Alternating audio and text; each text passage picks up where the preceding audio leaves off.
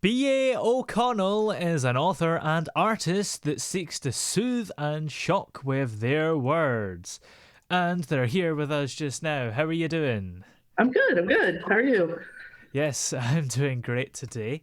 So, first of all, how would you describe the style of the poetry that you write? Um, well, I mostly like to write free form poetry. Mm, It's really heavy in imagery and uh, it has a really heavy emphasis on musicality and imagery. yeah. And what actually is free form poetry? Is it just kind of where there's no rules or. Well, it's kind of like free. It's like yeah, you kind of make up your own structure for it. Mm, It's like free verse or yeah, basically there's no rules. You just make up your own. yeah. But then what actually makes it poetry as opposed to just a paragraph of thoughts? Well, I think the most important thing that separates, a poem from somebody just breaking up a sentence kind of funnily, is the imagery, is the metaphor, is the way you use the structure you make up for your poem. Yeah, definitely. So I take it you were actually thinking about these things because I always kind of just assumed that all these metaphors and similes are just kind of made up by high school teachers or whatever. No, I mean they're actually really important to the art form Mm, of poetry, and I would argue that they're the most essential part of a poem is yeah. your ability to create a good metaphor. Yeah, and that's interesting because I think a lot of people would probably, I guess, wrongly assume that the most important part of poetry is rhyming. But most poems you see don't actually rhyme, really. It's only the maybe ones for children or fun ones Yeah. that rhyme. Yeah, rhyme is actually not all that important to a poem. I mean, you can Yeah. you can have a rhyming scheme, but if you Mm, have a rhyming scheme, it has to have a point. Just yeah. rhyming doesn't necessarily make it a good poem. No, exactly. I think there's a poet here, like hundreds of years ago, that did a poem about like the Tay Bridge, I think, and it's like notoriously like the worst poet ever, and his stuff did rhyme. So it just goes to show that just because you rhyme doesn't mean you're good. Yeah. So who would you say your audience are really? Do you aim your poems at a specific demographic? I like to reach out to people around my own age as well as like maybe teenagers, young adults, Yeah. um, people who I think are in particular emotionally turbulent times in their life. So people in Mm. transitional stages. I think because in that time period, people feel a lot of deep emotion, and I think knowing that they're not alone feeling that emotion, it can help them. I hope. Yeah, definitely. And with that in mind, I suppose, would you like your poems to perhaps be studied by school students? Because I guess that's the perfect way for them to come across it. I mean, it would be nice if someday I Yeah, was studied in schools. I mean, that sounds a little egotistical, I think, but it would be yeah, nice. It would be nice if I was studied someday. yeah. And do you find that this demographic actually are interested in your poems? Because I guess poetry is something that I don't know. I don't really know anyone that's interested in it, to be honest. And it's kind of I don't know. If somebody said they like reading poems, you'd maybe keep your distance from them. I don't know. I mean, I think you have to find the right kind of people. I Yeah. find that people online are particularly interested in the poems. Mm. They find some kind of value in them. Yeah. Definitely. I suppose with the internet, you can find anyone who likes the poems from any age, really. Yeah, yeah. Yeah. And although you're targeting that demographic, do you find that that's who enjoy them most, or is it broader? Um, you know, I think mostly people, young adults and teenagers are mostly interested, but I do Yeah. find that I do have some older readers who find them, worthwhile and Yeah. a good read. Yeah, definitely. And do you have particular themes that you like to write about in the poems as well? Yeah, so I like to focus on things like mental illness, Mm. the struggle of growing up, uh, romances, unhealthy relationships, things that I think a lot of people experience when they're young. Definitely. And I guess that just goes along with that demographic then. Yeah. And how many poems have you written so far? Oh goodness, I couldn't even count them. Wow. I've written so many. Not all of them good, but I've written a lot. Yeah. Does it get to a point where you can't really remember some of the ones? Like if somebody showed it to you, you'd be like, "What? I wrote that." Oh yeah. I think sometimes I go through like my computer and I find old poems and I'm like, oh, can't believe I wrote that. Well, do you ever look at it and think, "Oh, that's really good. Whoever wrote that must be amazing," and then you kind of realize it was you? I mean, yeah, sometimes I'm like, wow, this is really good. Sometimes it's the opposite, though. Sometimes I look at it and I'm like, no. Yeah. As long as it was a long time ago, and then you can't really feel bad about it, I guess. Yeah, Yeah. yeah. And I mean, although some of them are hard to remember, do you have any favorites of ones you've written so far, or maybe the ones from recently? Um, well, I think it's hard to pick a favorite, really, because Yeah. you're invested in so many of them. You spend so much time crafting them, you know. It's hard to remember if you like this one better or not. I think it changes as you read them. Yeah. And are each of your poems kind of very similar? How different are they, really? I go through phases. So, Hmm. you know, I'll get stuck on an idea for a week or a month, and these poems will all be very similar. And then all of a sudden, you know, the thinking will change and they'll be very different. Yeah, definitely. And how do you actually write a poem then? Do you have certain things that you do to help you get in the mindset? Yeah, so like I like to write every day in the morning. So I'll get up about Mm. 6 or 7 and then I'll write till 8. And I like to Uh-huh. put on music in the background. Oh, So I put on, you know, indie artist, independent artist, and I listen to sad music mostly and right. write. Yeah. Yeah. And you mentioned that your poems are kind of musical, so I take it that definitely helps with it. Oh yeah, definitely, definitely. Yeah. Yes. Yeah. And does the mood of the music reflect what you're writing? Um, Generally, yes. Yeah. And does your mood on that day affect your writing? I guess it does to a big extent, right? Oh yeah, definitely.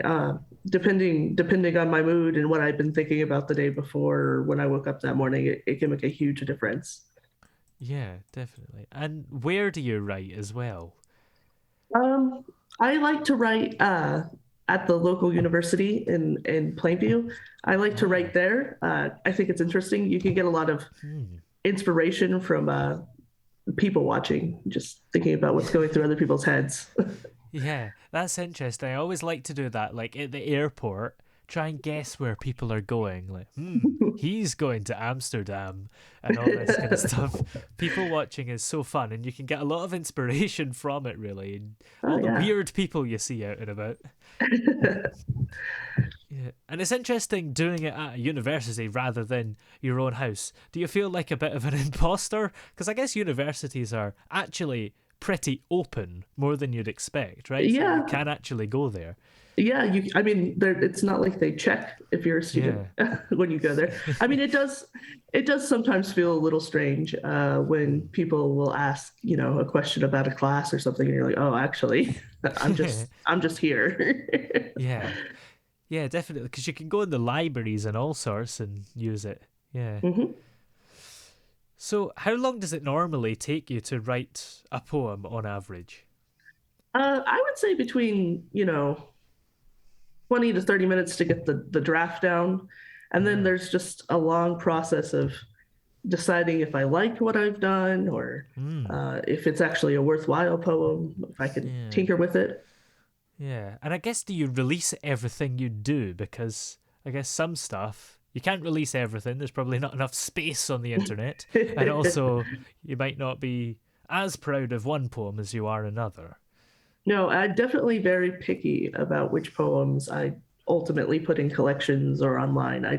I don't release everything, because honestly, if you're creating as much Hmm. product as I am, I mean, not all of them are going to be worthwhile. Yeah.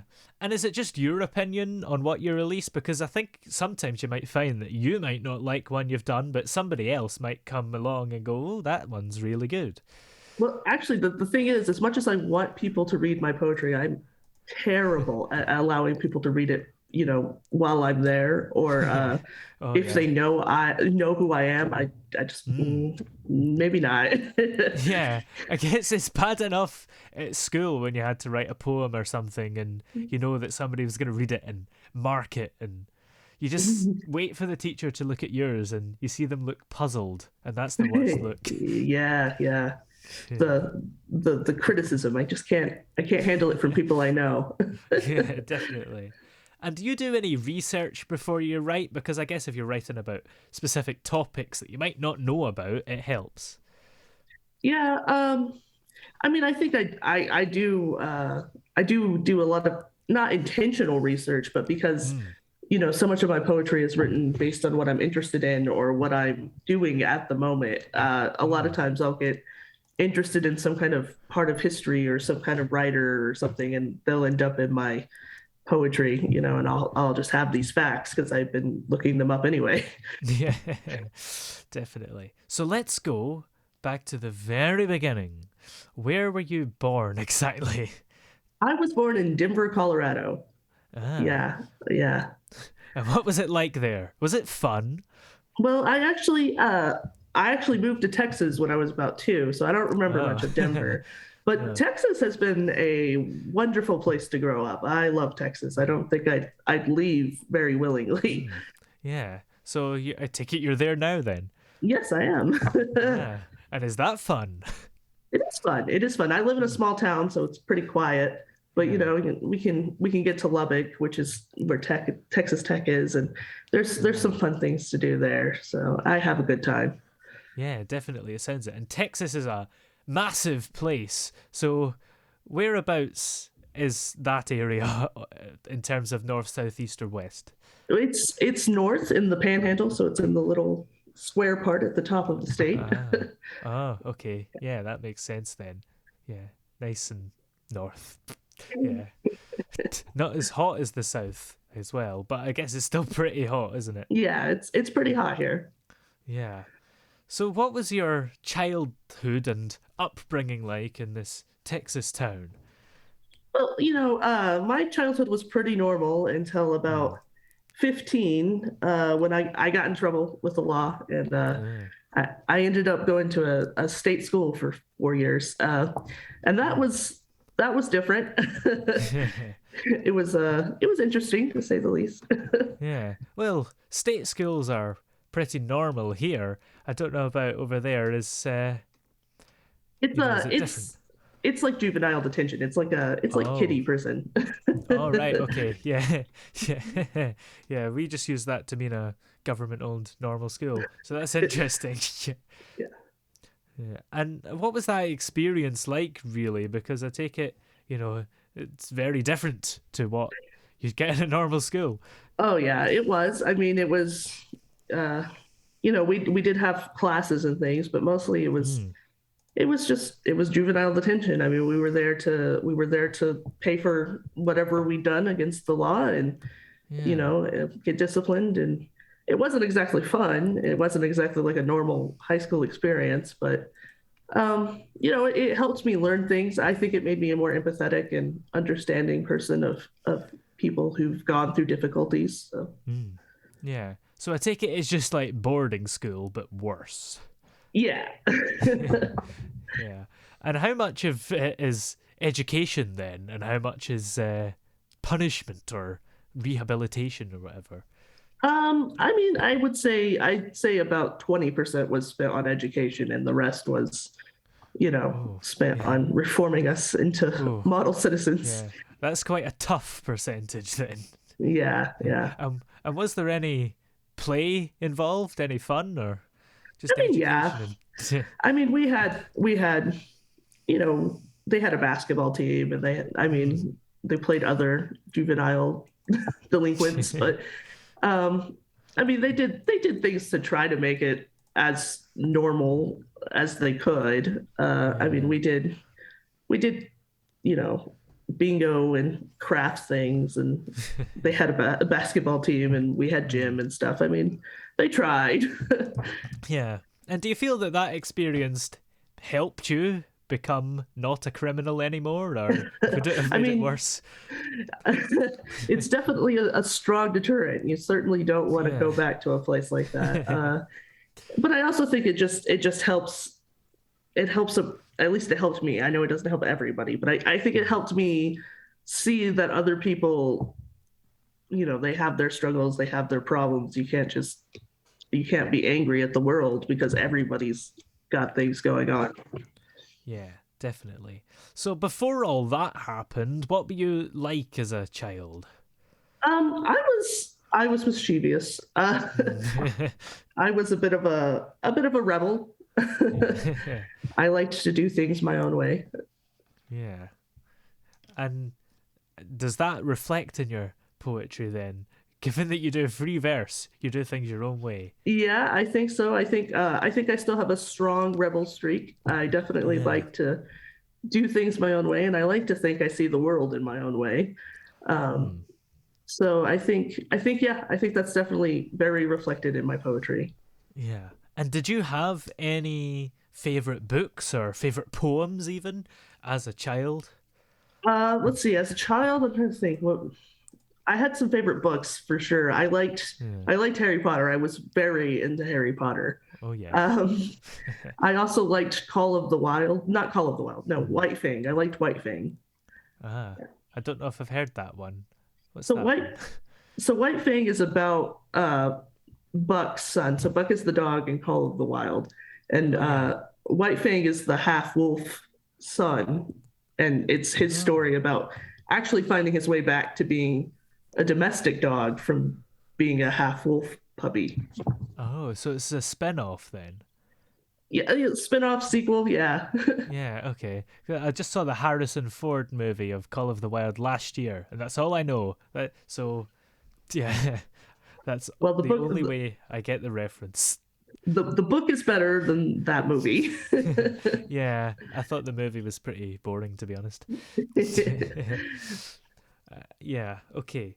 And what subjects did you do at school as well? Because was there a kind of limitation on what you could do at the state school, or was that kind of before you'd get to pick what you want anyway? I mean, yeah, it was really before I would have decided what I wanted to do anyway. But Hmm. I mean, I always enjoyed the English class no matter Hmm. where I was at. I mean, the English class was the best class. Yeah. And then when you did get to decide what to do, what did you pick? So when I went to college, I actually went through 3 or 4 different majors, which is funny because Wow. but I started with environmental science, which I Oh. I don't know. I thought I needed a practical career, so I was like science. Hmm. And then I went to art, and then Oh. I finally settled on just English, and I got my degree in English.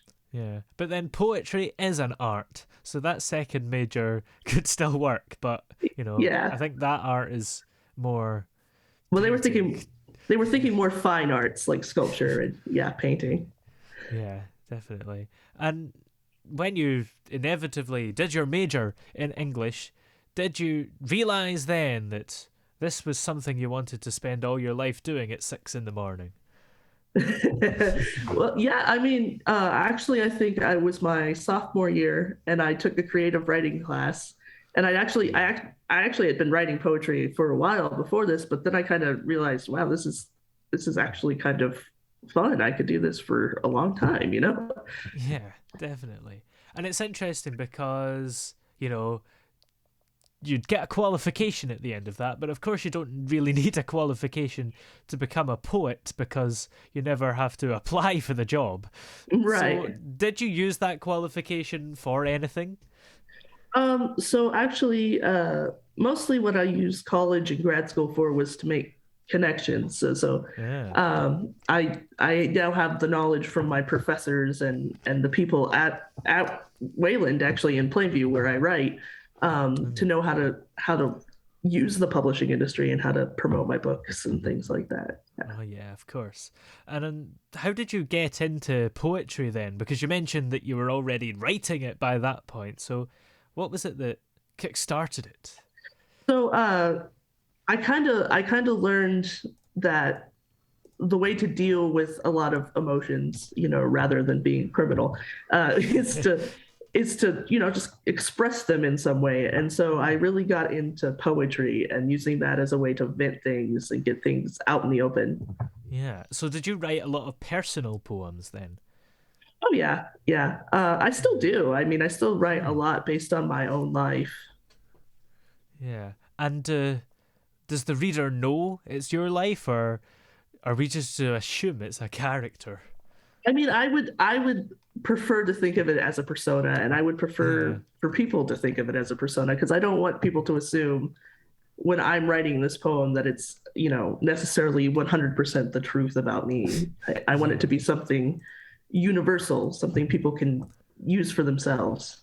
Yeah, and I guess do you just find it's really cathartic to write about your own experiences? And I suppose it's maybe not as good as talking to somebody, but it definitely gets it out there because you're writing it down. Yeah, I mean, I think it is really cathartic. I think it's a great way Yeah, to kind of deal with those emotions and process them. yeah, definitely. And I think it's the same kind of psychology as if you want to make a complaint, you write a really angry letter and then you just scrunch it up. And Yeah, even though you haven't really done anything, you feel a lot better. yeah. I mean, I think so. I think it's a great way to say, hey, I have this issue, or I have this problem with the way the world is right now, and this is all I can do about it, but at least it's something. Yeah. So, if you were to tell your younger self anything, what advice would you give them? I think I would tell my younger self. I think I would tell them, don't be afraid of your emotion. Don't be afraid to use it for something good. Yeah, yeah, definitely. And as a poet, do you ever struggle with people maybe belittling your work, maybe? Because I think a lot of people maybe poo poo poetry as just a little bit of silliness and it's not really proper art. So, how do you deal with the critics? Well, I think the first thing I do with the critics is mostly ignore them. Hmm. But it also is a frustrating place to be, to think, well, so many people don't like poetry, and I feel like they've never Yeah. really experienced, a good poem, a poem that speaks to them, and it's kind of a little sad to me, like, because when you Yeah. find a poem that really means something to you, I mean, it's really powerful. Yeah, definitely. And I guess the other problem is really that when I was at school, the poems they picked for us to study were terrible. So that just gives everyone an image that poems are terrible. But if they'd picked good ones, then poems would be good. Yeah, yeah, I agree, and I think like plays, most poems are best if you read them out loud, if you perform Yeah. them.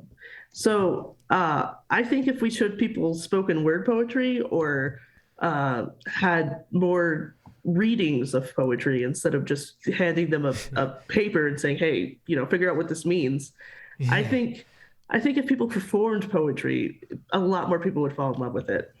Yeah, and I guess maybe there's the other thing of just make up your own mind what this poem means and interpret it for yourself rather than having somebody do it for you and just have to copy because that's what we did at school, really. Oh yeah, yeah. I think that's important too. I mean, I think a Yeah. good poem has so many possible meanings that Mm. it kind of becomes up to the individual what they take away from it. I think that's an important thing we need to teach people too.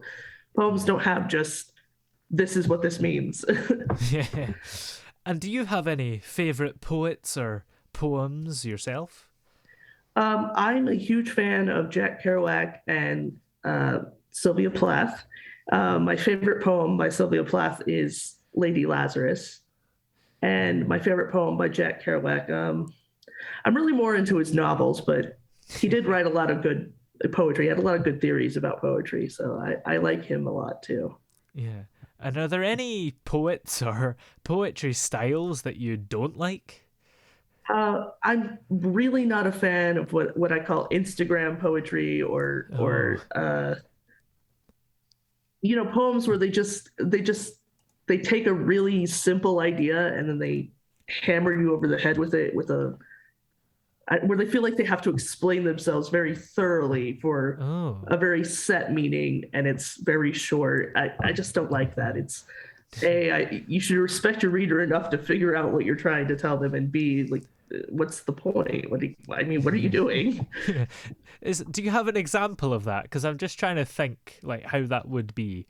Well, this is going to be controversial, but I think Rupi Kaur is actually she wrote the poetry book Milk and Honey and a couple others, and I really don't like her style. She just Yeah. I just feel like she really explains herself too much, and she doesn't put a lot of.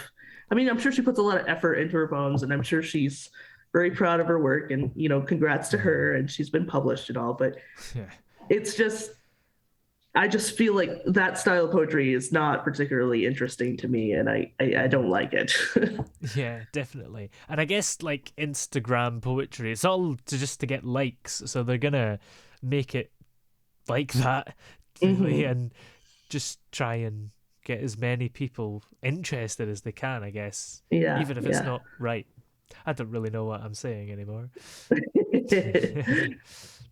So, what actually is poetry to you? How would you describe it in your own words? I think poetry is the art of taking an emotion, an idea, or a story and turning it into something like something metaphorical, something universal. So Mm, say you have the feeling of, oh, I'm angry with this person, yeah. and you take metaphor and you take simile and you take imagery and you turn it into this really beautiful moment and reflection of yourself that other people can also use to reflect about themselves. Mm, yeah, that's interesting. And when you write poetry, do you find that you're exhausted at the end, or does it actually energize you because of all this stuff coming to you?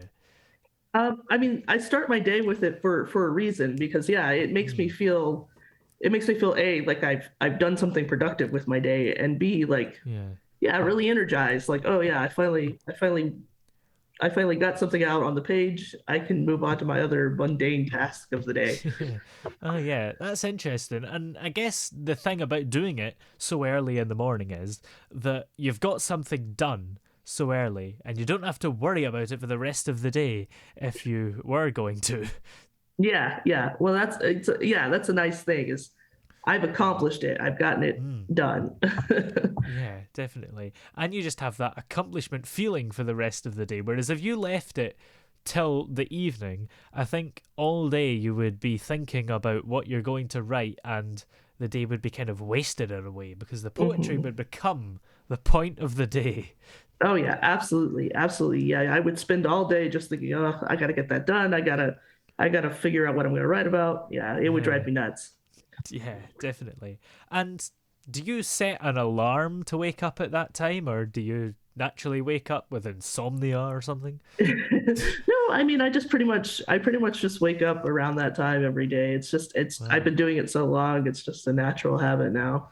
Yeah, I guess there's a lot of people like that. Do you find it easier to wake up at that time during the summer?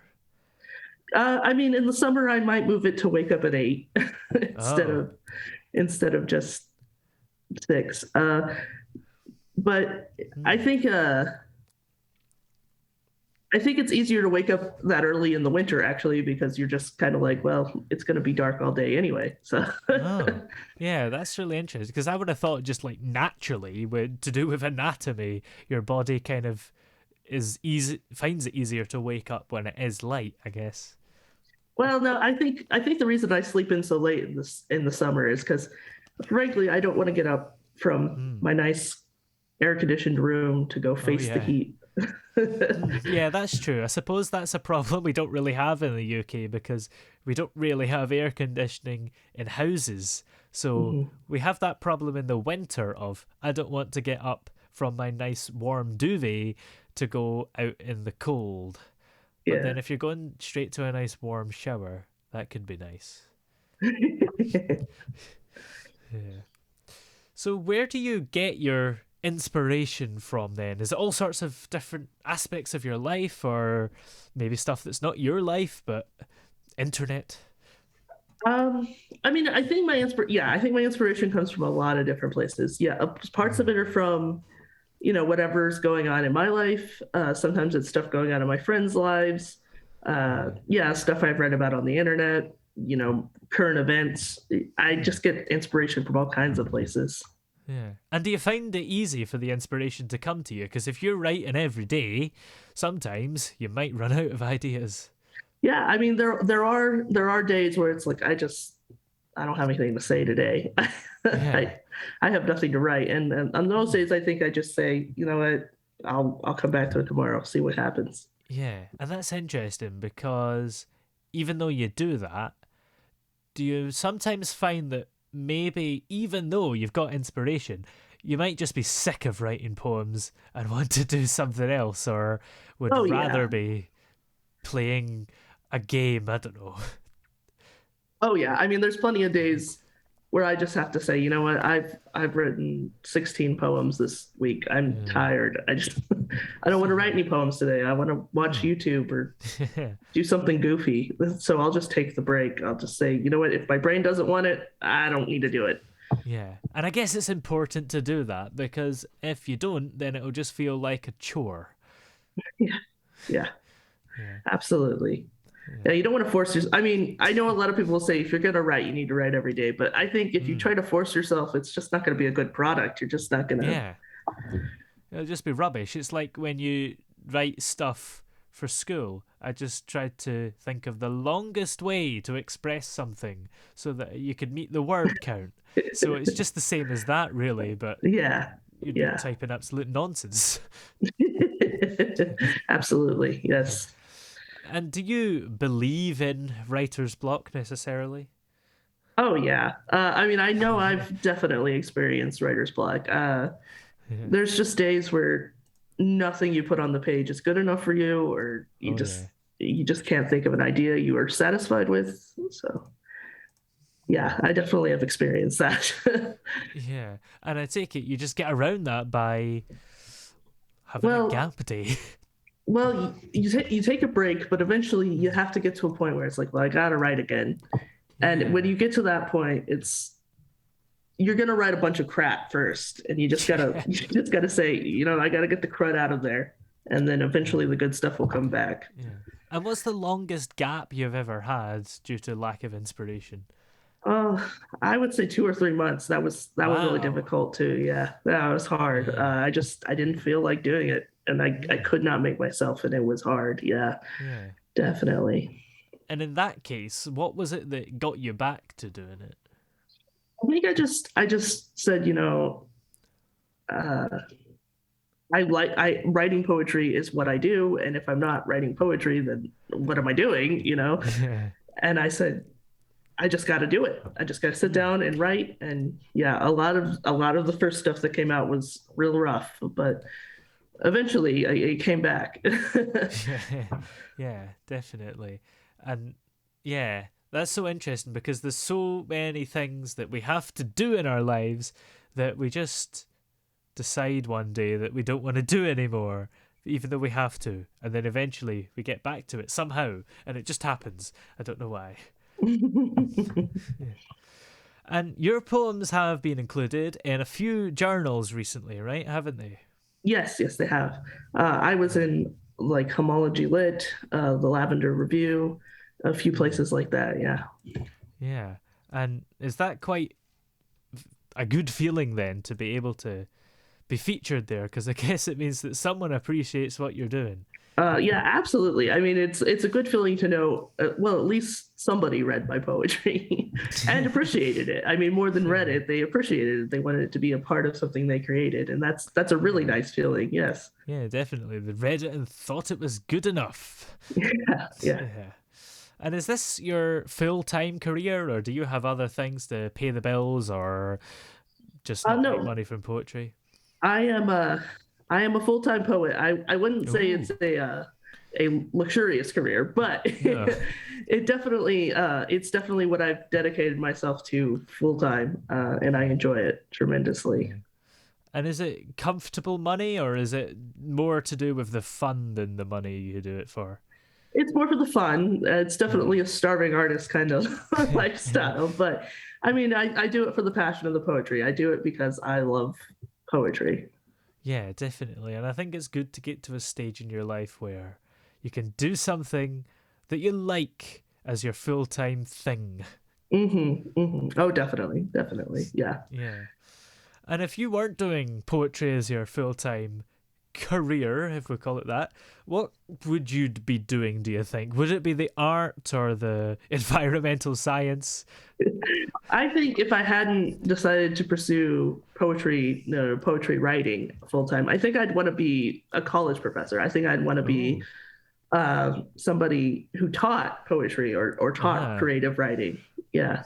Yeah, I don't know if I'm going to accept that as an answer. That's a bit cheeky because it's basically still poetry you're doing, isn't it?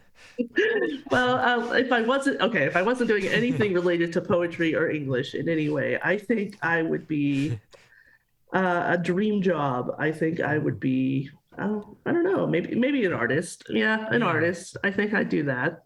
yeah, that sounds fun. And that takes a lot of time, I suppose, doesn't it? Art. So, but I guess poetry does as well. So, you know, not much of a change there.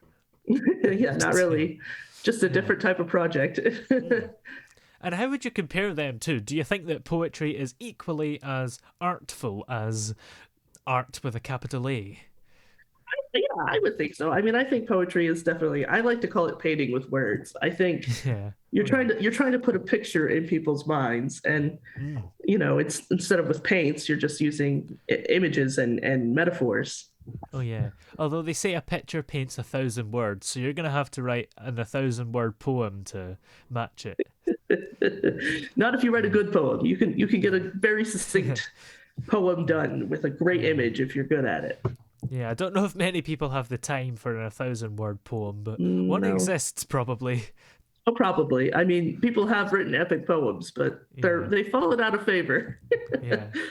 Yeah. Definitely. And because your poems are quite musical, have you ever thought about writing the lyrics to a song? I mean, I have. I mean, I love music. I love Yeah. it tremendously, but I have no musical talent of my own. Ah. Um, I I can't play an instrument. I can't sing. So Hmm. I would love to write lyrics for somebody someday. That would be Yeah. great. It would be absolutely fantastic. But Yeah. I don't know if I'll ever have that opportunity. Because I guess to write the lyrics, you probably don't really need any musical talent because you're just doing the lyrics. And Yeah, as long yeah, as you know the structure of a song, maybe, then that should be all right. Or I mean, somebody could yeah, write the tune first and then you'd know what you're yeah. doing, I guess. I mean, yeah. If somebody wrote me a tune and they were like, "We'll put lyrics to this," I probably could do it. Yeah, definitely. And of course, the lyrics are very similar, probably, because it's all about a specific theme, isn't it? Hmm. Yeah. Yeah, I think there's a lot of crossover between good lyrical writing and good poetry writing. Yeah. Uh, I mean, I think a lot of great poets today are actually, songwriters. Oh yeah, definitely. Yeah, I'm sure that's the thing. I'm trying to think. There are some songwriters that if you Google them, like it'd be like Bob Dylan is a singer, songwriter, poet, etc. kind Oh of yeah, thing. I mean, Bob Dylan did win the Nobel Prize for poetry, so yeah, Oh he yeah. definitely counts. So Oh yeah, definitely. So what else do you like to get up to in your spare time when you're not writing poems? I like to do things like, well, I like to do art. I like to do Yeah. drawing and painting, but I also like to Ah. do things like language learning and Mm. um, just general study of things. Yeah. And what languages are you learning? I'm trying to learn Gaelic and I'm trying to Oh. learn Japanese. Now, I won't Ah. say I'm very good at either of them yet, but I Oh. am trying very hard. Are you good enough to try a Gaelic or Japanese poem yet? Uh, I would not go there yet. No, I would not go there yet. Yeah, that's a bit tricky, I suppose. And I suppose you'd have to try like Japanese sayings, which might not make sense when translated into English and vice Yeah, I versa. mean, it's definitely hard to think of metaphor in a different language because the language comes with the culture, and what makes Mm, sense in your culture may not make any sense in theirs, or vice versa. yeah, Yeah. definitely. That's true. And I take it that's Irish Gaelic as well. Yes. Yes. Yeah, fun. And I think is it Japanese that have like haiku, or is that somebody somewhere else? Because that's a kind of poetry, isn't it? Yeah. Yes. Japanese have the haiku, Ah. and I'm actually a big fan of Japanese haiku. I have collections all over my house of Japanese poets, but that would be fun to write a haiku in Japanese. I think that would be a lot of Yeah. fun. And is that why you're learning Japanese then? Because you're a big fan of that? Well, I mean, I in general, I'm a big fan of just learning about other cultures, but I Mm. actually got interested in Japan when I was a kid. I mean, like every teenage United States kid of my age, I was into like Pokemon and stuff, and I thought, oh, Oh Japan, yeah. that's cool. So I've developed a more respectful interest in them since. But yeah, I just find Japanese art and poetry very interesting. So Mm. Yeah. And did you enjoy the Olympics this year then? I didn't watch too much of it actually, just because I'm not a sports fan. So All right. Yeah. You could have watched the opening ceremony. That's not very sporty, is it? I don't know. no. Watch all the bits when they're in the studio and then turn it off during the actual sport. Yeah. So, what are some of the examples of poems that you've written recently and, of course, many years ago? Well, I actually have a few collections now online I've published in the last year or two. I've got I Am Bleeding, I Am Blood, and Broken, Pretty, Shattered Things. They're on Amazon right now, and Yeah. they're probably my most mature works because they were put together so recently. Yeah. Um, but they're probably the best examples of my quality and my type of work. Yeah, definitely. And do you find that over the years you've just got better at your craft? Yeah, I mean, it's like any skill. The longer you Yeah. work at it, the better you're gonna be. Yeah, definitely.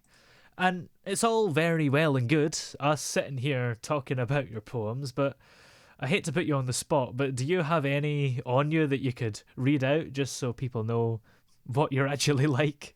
I can get one. Let me see. Right. Um, Let me just pick one.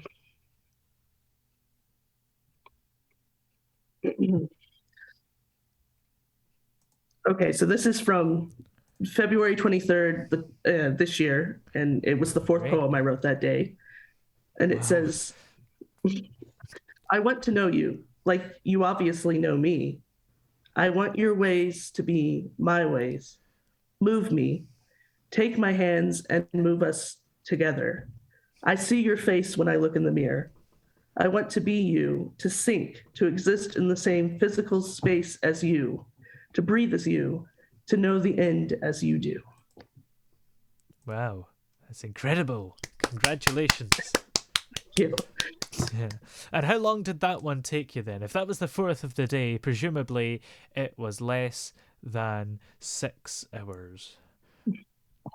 It was so probably writing the actual poem. Like I said, putting a draft down takes 20 to 30 minutes. So it probably took me about Yeah. 20 to 30 minutes to get the draft down.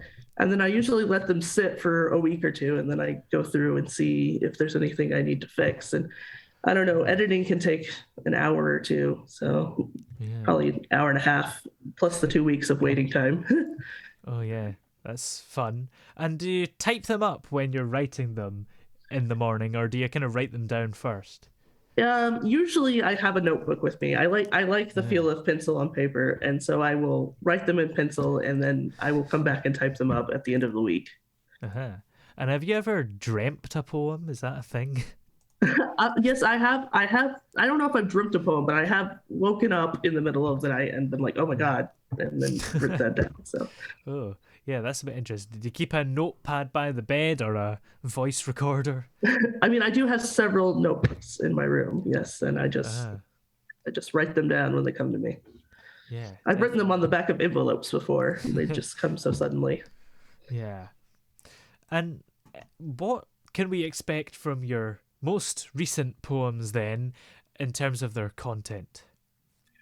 So in the case of Pretty Broken Shattered Things, that deals with a particularly strange and tumultuous relationship I had when I was younger.